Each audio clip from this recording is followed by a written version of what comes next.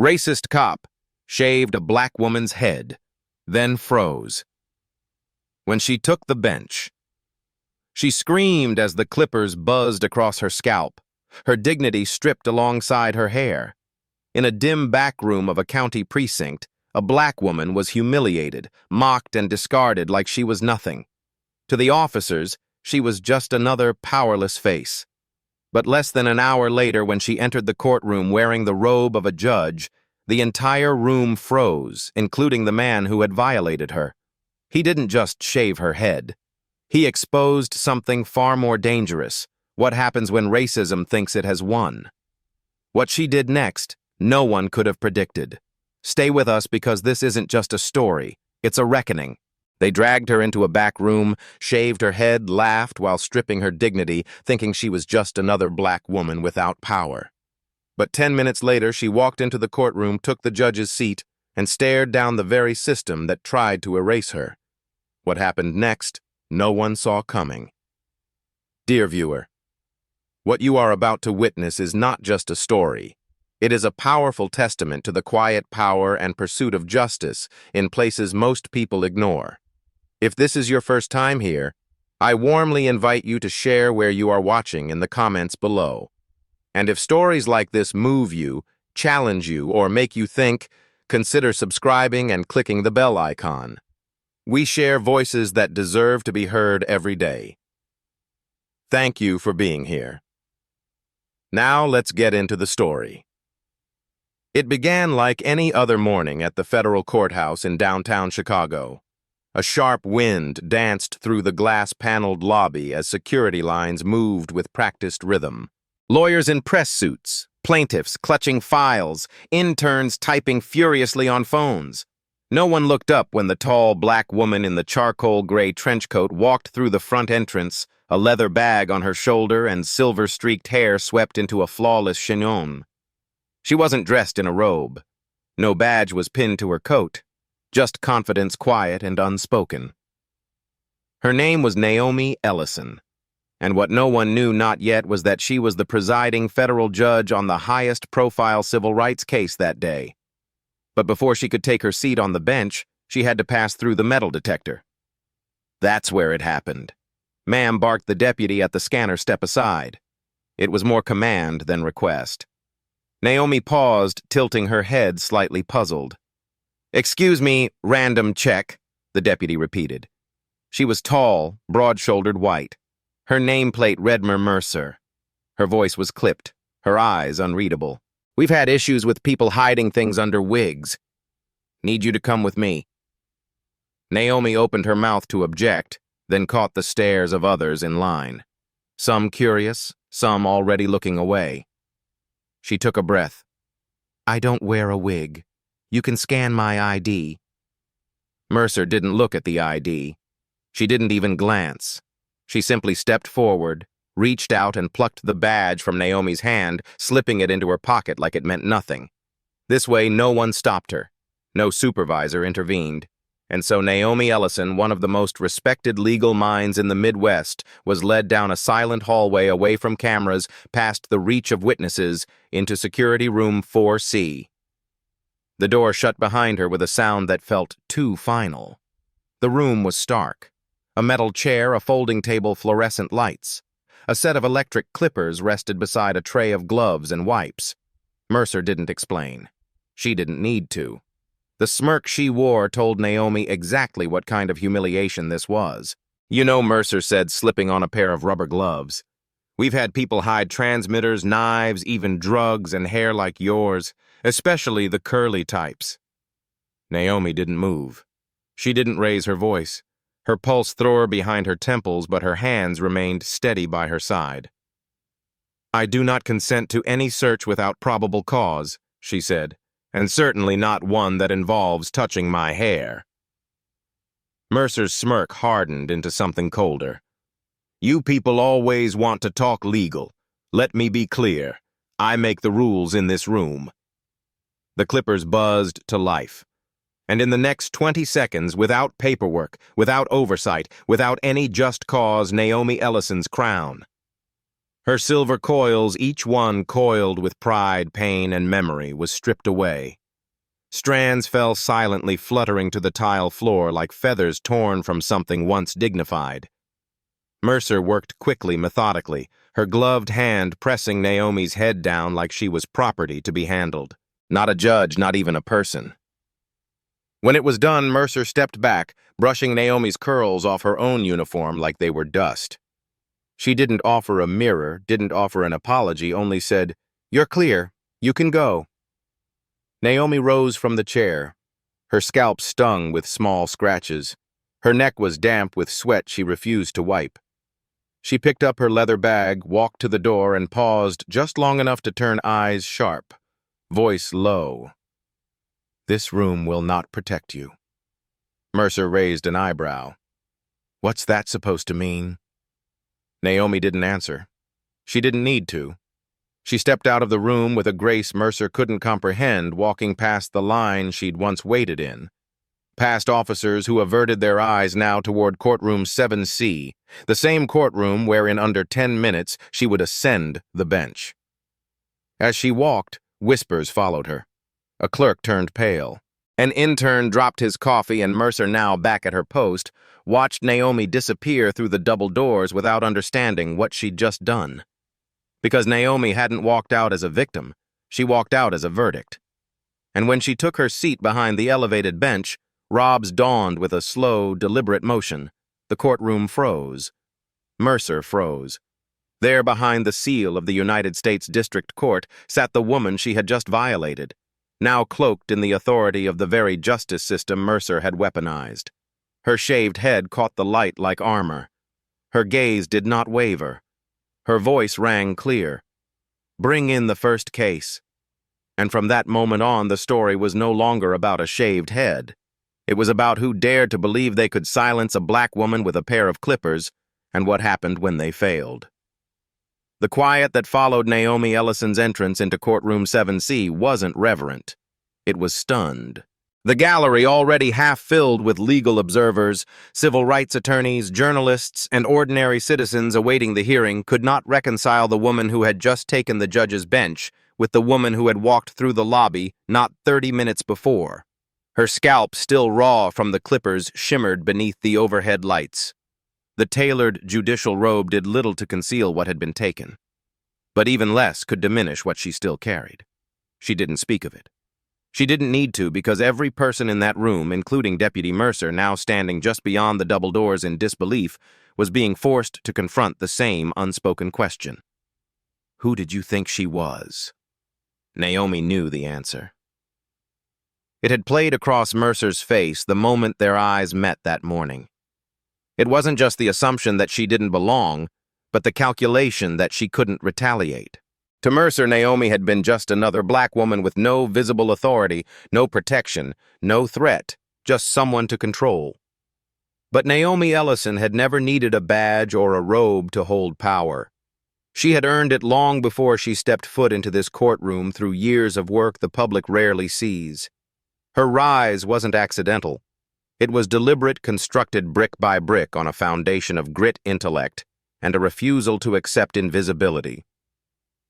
She had grown up on the south side of Chicago, raised by a librarian mother and a sanitation worker father who taught her that books could be shields, and that silence, when weaponized by the powerful, must always be challenged. At 12, she'd watched a classmate falsely accused of theft simply because he was black. At 14, she'd written an op-ed in the school paper about policing in public schools. And at 16, when she was pulled over while walking home from debate club and told to explain why she was wandering alone, she'd stared the officer down and made him regret the question. Still, the world kept testing her. College, law school, the courts. Each step she climbed, someone waited at the next landing to ask her to prove she belonged. She proved it again and again, not with rage, but with unshakable excellence. But on this morning, she hadn't been asked to prove she belonged. She had been told without words that she didn't. Mercer hadn't simply doubted her identity. She had denied her humanity. And now, Naomi sat above the very room meant to uphold that humanity steady as ever, with nothing left to hide. Court is now in session, she said, her voice firm. She didn't reference the incident. Not yet. Instead, she presided as if her dignity hadn't been stripped bare less than an hour before, as if the courtroom's cold stars and a nation's unspoken biases weren't all bearing down on her. Each case she addressed, each motion she ruled on, every objection she sustained or overruled was done with precision, like clockwork laced with steel. But behind the ritual, the air was thick with something else reckoning. By noon, the court took a brief recess. Naomi remained seated. That's when the mayor arrived. Monica Reyes, Chicago's first Latina mayor, strode into the courtroom like a storm in heels. She wasn't scheduled to be there. She hadn't sent press. She didn't take a seat. Instead, she walked straight to the bench, met Naomi's eyes, and offered a quiet nod of acknowledgement, not of rank, but of recognition. They had met years ago at a panel on justice reform. Two women of color in power navigating structures not built for them. They had spoken then about endurance. Now no words passed between them, but the silence was enough. Behind the mayor, a group of attorneys filed in, members of the Civil Rights Division, the Office of Inspector General, and legal observers from the DOJ. News had reached them. Social media had exploded. The story was out. And as cameras waited outside the courthouse for a statement, Naomi stood. She removed her robe, slowly folded it over the arm of the chair, and stepped to the front of the bench. "My name is Naomi Ellison," she said. Her voice wasn't raised, but it carried. "This morning I was stopped by courthouse security. I was not asked for identification. I was not questioned professionally. I was not treated as a judge or even as a citizen. I was treated as a suspicion, a target, a problem to be neutralized." A gasp rippled through the crowd. "I do not speak today to elicit outrage. I speak because silence, though often mistaken for dignity, is too easily used as cover for injustice." She turned toward the gallery. "I was not profiled despite my role. I was profiled regardless of it. And that is the lesson. It does not matter how educated we are, how high we rise, how careful we are with our tone, our gait, our dress. To some, we are always less until we speak." At the back of the courtroom, Mercer stood motionless. Naomi's gaze didn't flinch. "You thought I was no one," she said, addressing no one and everyone. "But I have always been someone. And so has every black woman you failed to see." And then, like a conductor lowering her hand to end a symphony, she added, "We begin now not with vengeance but with truth. And this courtroom will be the first place to tell it." What followed was not a press statement or a legal argument.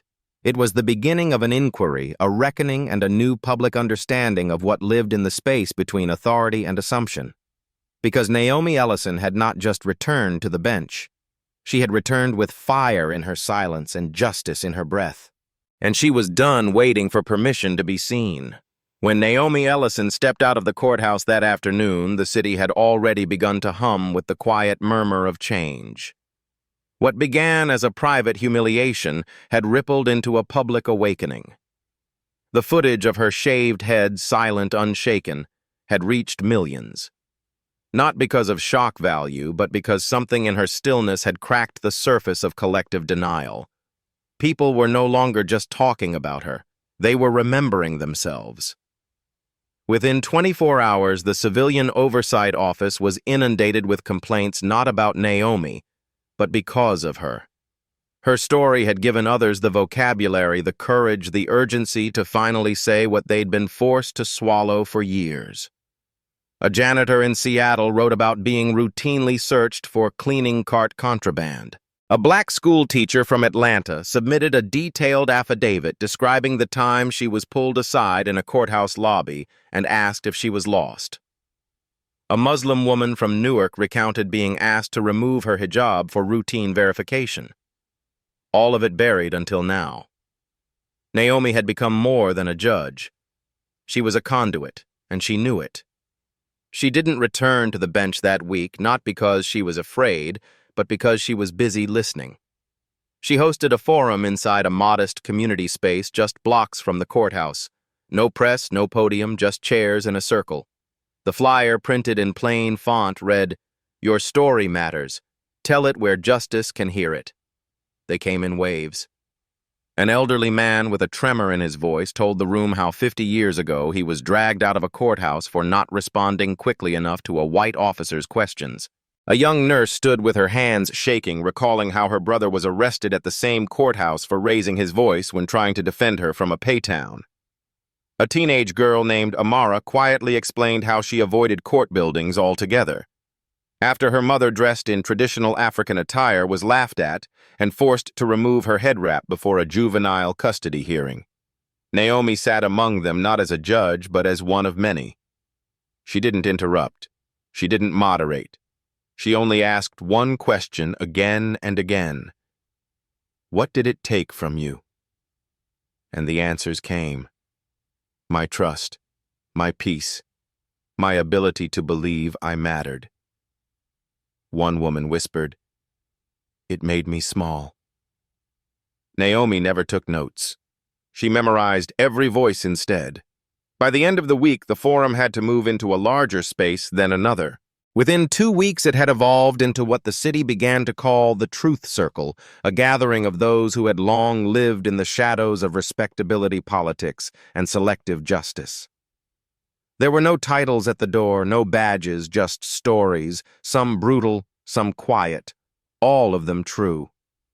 Naomi knew that public reckoning could not exist without personal reckoning, and so she returned to the courthouse, not to the bench, but to the very security checkpoint where it began. She walked through the metal detector again this time without hesitation. She met the eyes of every officer there. Some looked away. Others nodded stiffly, unsure how to navigate her presence. The buzz of the scanner passed over her. No one moved to stop her. No one asked to search her, but that didn't mean the lesson had landed. Naomi turned to the small waiting area behind the checkpoint and addressed the people standing in line. "I know this space doesn't always feel like it belongs to you," she said quietly, "but it does. Justice is yours to demand, not just to receive." Then she stepped away. That same day, she issued an open letter published in every major newspaper in the state. It wasn't an accusation. It was a declaration. "I am not the first to be humiliated under the guise of protocol," she wrote, "but I intend to be one of the last. The walls of our institutions cannot keep standing if they only shelter some and expose others. A checkpoint is meant to protect, not degrade, and every person who walks through these doors deserves to be met with dignity, not suspicion." She proposed the creation of a Citizens Accountability Council composed of individuals with lived experience of institutional discrimination, tasked with reviewing complaints, shaping policy, and most importantly, ensuring no story was lost to bureaucracy. Again, the idea ignited a spark. Civil rights organizations signed on. State lawmakers reached out. Community leaders volunteered to serve. And across social media, a hashtag began to trend.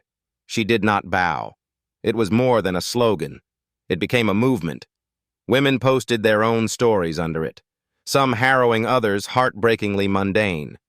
A woman in North Carolina recounted how she was once asked if the child she was holding in court was hers.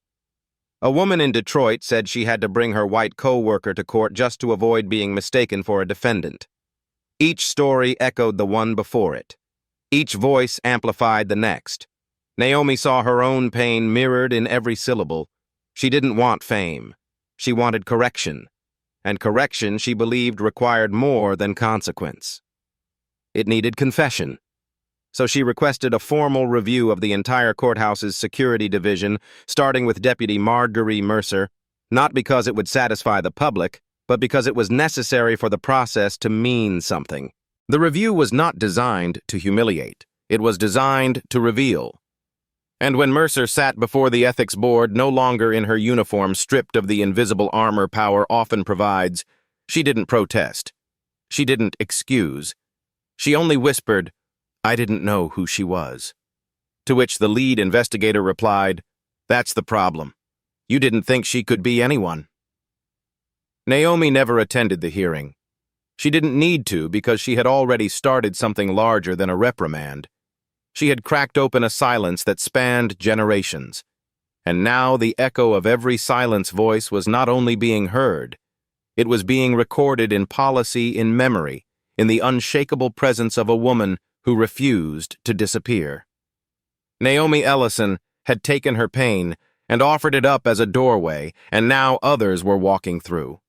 The courthouse once held the hush of power, an oppressive silence dressed in formality, where echoes were not made by truth, but by fear.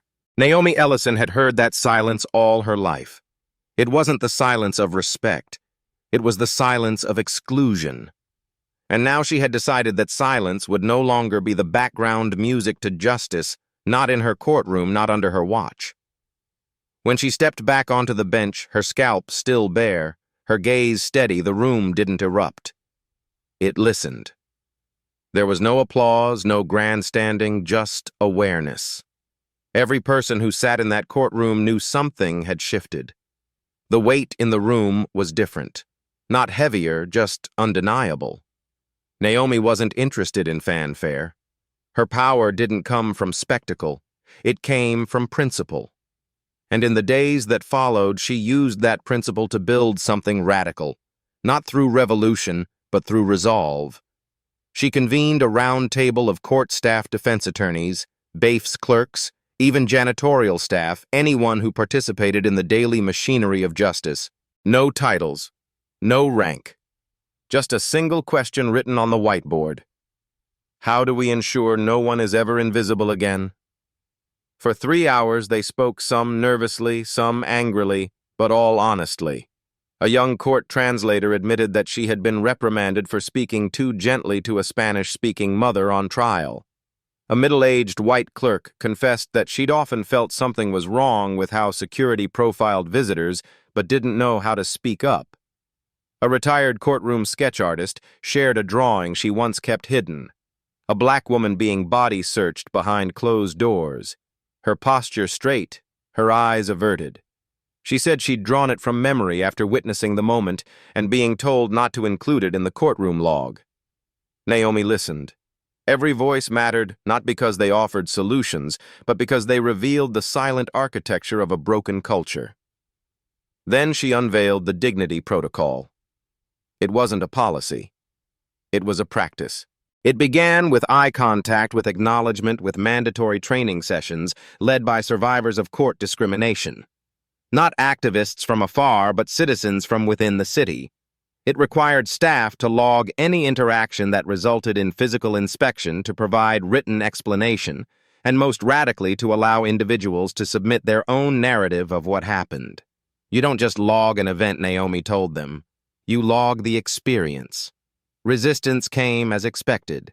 Some officers pushed back. Some administrators claimed it would slow operations, but Naomi held firm. Justice isn't fast food, she said. It's sacred work, and sacred work takes time. She introduced the Open Courthouse Project, a pilot initiative that invited students, community leaders, and ordinary residents to witness daily court proceedings. Not high-profile trials, just the grind of routine cases, the ones no one ever films, the ones where implicit bias hides best. They watched. They took notes. They asked questions. And slowly, the building changed. Security officers who had once dismissed community members as threats now greeted them at the door. Clerks asked for pronunciation guides on unfamiliar names.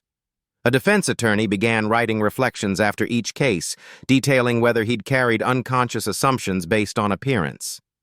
Naomi watched it all unfold, not with pride, but with purpose. One day, a woman walked into her chambers carrying a file folder. "I'm not here to complain," she said. "I'm here to contribute." She was once denied entry into the courthouse for wearing a traditional GL head wrap. She now wanted to help write a cultural competency module for court security staff. Justice, Naomi realized, had never been a visitor. It had always been waiting to be invited in. And now that it had a place at the table, it would not leave quietly. She stood on the courthouse steps later that week, not for a press event, but to greet a group of local students arriving for the open courthouse tour. A boy no older than 16 stared up at her with a quiet reverence. "You really run this whole building?" he asked. Naomi smiled. "No," she said. "I make sure everyone here remembers who it belongs to." He nodded slowly, then whispered, "My sister says she wants to be like you." Naomi paused, looked at him and said, "Tell her not to be like me. Tell her to be louder." Because justice wasn't made to tiptoe in. It was made to enter like thunder, to stand where silence had been planted, and to speak in the voices too long ignored. And in that moment, Naomi knew she hadn't returned to the bench. She had returned to battle one she would never wage with rage, but with relentless integrity. Because justice is not a quiet visitor. It is a voice, and now it was hers. Naomi Ellison didn't remember what day of the week it was, but she remembered the feeling. The morning sunlight had just crept through the narrow windows of the Charleston Federal Courthouse. The building buzzed with its usual rhythm footsteps, echoing against marble, hushed voices behind oak doors and the creak of leather shoes as baifs crossed between chambers. But something was different. It wasn't in the air or in the walls or in the silence that followed Naomi's slow walk into the courtroom that morning. It was in the people. They were already there, dozens of them. Staff visitors, junior clerks, janitors, even members of the public who had arrived early and taken their seats quietly. Some wore suits. Some wore jeans and t-shirts. Some clutched files. Others just carried stories. No one had called for them. No one had sent out an invitation. But they were there. Naomi entered the courtroom with her head bare, her presence unguarded. She was no longer the woman walking in from scandal, nor the figure cloaked in tension. She was simply Naomi, a judge, a woman, a survivor, a protector of the bench, and everything it was meant to represent. She hadn't spoken a word yet when the first person stood. It was a law intern, a young black woman Naomi had once mentored briefly in a hallway conversation months earlier. She stood silently, her hand over her heart, her eyes fixed not on Naomi's shaved head or her robes, but on her dignity. Then a second person stood, an older court reporter, white male, retired, and known to have been indifferent to most reform conversations. He stood with his back straight and eyes downcast as if understanding had arrived too late, but wanting to stand anyway. Then another and another. Within moments, the courtroom row by row rose to its feet. No anthem played, no flag was raised, but there was reverence in the air so full it felt like thunder waiting to roll. Naomi froze for half a breath. In a world that had tried to strip her of everything, privacy, safety, respect, this moment returned it all in silence. Not through titles, not through sympathy, but through witness. She stepped toward the bench, but this time her body moved with the steadiness of a woman who had seen every layer of the system, its failures, its fractures, and still chose to carry it forward. No announcement was made. She simply sat. And yet they kept standing not as ritual, but as rebellion. This was their declaration that what had been done to her under the guise of protocol, beneath the veil of authority, had not gone unseen. That what she had built after justice with transparency, accountability, without vengeance, was now their burden to share. A bailiff cleared his throat softly, his voice uncertain. All rise, he began out of habit, but they already had. Naomi offered a slight nod and spoke not to open court, but to acknowledge the unspoken. "Thank you," she said, her voice barely above a whisper. "Not for standing for me, but for standing for what this room is supposed to mean." They sat, but something had stayed standing inside them. Something that would not return to sleep. Later that afternoon, Naomi passed through the hallway toward her chambers. A young boy sat on a bench beside his mother holding a notebook covered in stickers. He saw her and smiled. "I told my teacher today. He said that I met the woman who made courtrooms fair." Naomi blinked slowly, that ache in her throat rising again not from sorrow but from awe. It wasn't her story anymore. It belonged to everyone who had ever felt the burn of dismissal, the sting of judgment, the cold grip of systemic silence, and still dared to demand more. That day wasn't about Naomi Ellison being honored. It was about justice being restored by people who had once been told their presence didn't matter. And when they stood for her, they didn't raise her up. They raised the floor beneath them all. Naomi Ellison's story began like many stories of injustice in silence. A routine morning, a familiar hallway, and a uniform that was meant to serve, not strip. She walked into the Charleston Federal Courthouse that day as a respected judge, a woman of principle and a lifelong believer in the system. But to those who saw only her skin, her gender, her hair, she was something less unrecognizable, unworthy. What happened to her wasn't just a violation of her rights. It was a betrayal of everything the courtroom stood for. Her head was shaved in a back room not for security, but for control. It was an act not of law, but of power masquerading as law. And yet what followed wasn't revenge. Naomi did not meet cruelty with cruelty. She met it with clarity, resolve, and a determination to transform personal pain into public progress. She could have retreated, could have worn a wig, avoided the cameras, transferred quietly out of state. But Naomi chose to stand. In doing so, she turned the courtroom not into a theater of retribution, but into a living pulse of accountability. She called names. She exposed patterns. She cracked open a system that for too long had mistaken silence for order. And people listened. From the intern who stood for her on the morning she returned to the janitor who placed a hand over his heart. When she passed, Naomi's quiet defiance awakened something the city didn't know. It was starving for truth that did not apologize for being loud. Her scars, both visible and unseen, became the ink of new laws, new standards, and new belief. The Rhodes Act, the sweeping reform she helped write, did more than change procedure. It reminded institutions what justice should feel like. Human, accountable, alive. But this story is not just about a woman in a robe. It's about every person who's ever been told they didn't belong. Every woman humiliated behind closed doors. Every black professional questioned for daring to exist in spaces they'd earned the right to enter. Naomi's journey is a mirror. And when we look into it, we're asked a single question. Will we stand up when it's our turn to be counted? The lesson is this.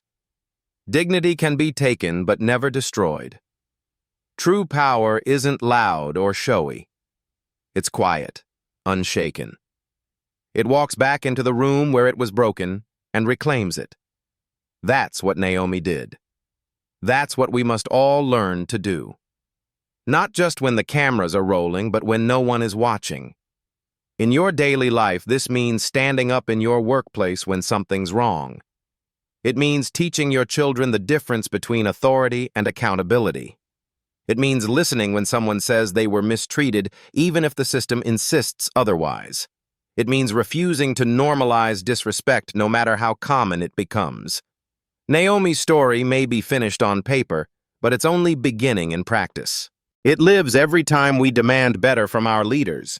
Every time we lift up someone who's been pushed aside, every time we say, not this time, not again, not here. If this story stirred something in you, if it reminded you of someone you know, or maybe even something you've survived, then don't let it end with you. Subscribe to this channel. Help us keep telling the stories they don't want told. The stories that hurt, that heal, that hold power to the light. Your support gives us the strength to continue. And together we won't just witness justice. We'll build.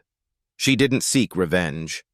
She chose something far more powerful, integrity in the face of injustice. When they tried to strip her down, she rose higher. Not in anger, but in truth. And now the robe they once disrespected has become a symbol not just of justice, but of resistance, of resilience, of undeniable presence. At Soulful Stories 4, we believe in sharing voices that too often go unheard. So we ask you now, what would you have done in her place? Was forgiveness strength? Or should justice have demanded more? Drop your thoughts in the comments. We read everyone. Like this video if her story moved you. And don't forget to subscribe for more stories that challenge, uplift, and reflect the soul of our communities. Because here we don't just tell stories, we remember them.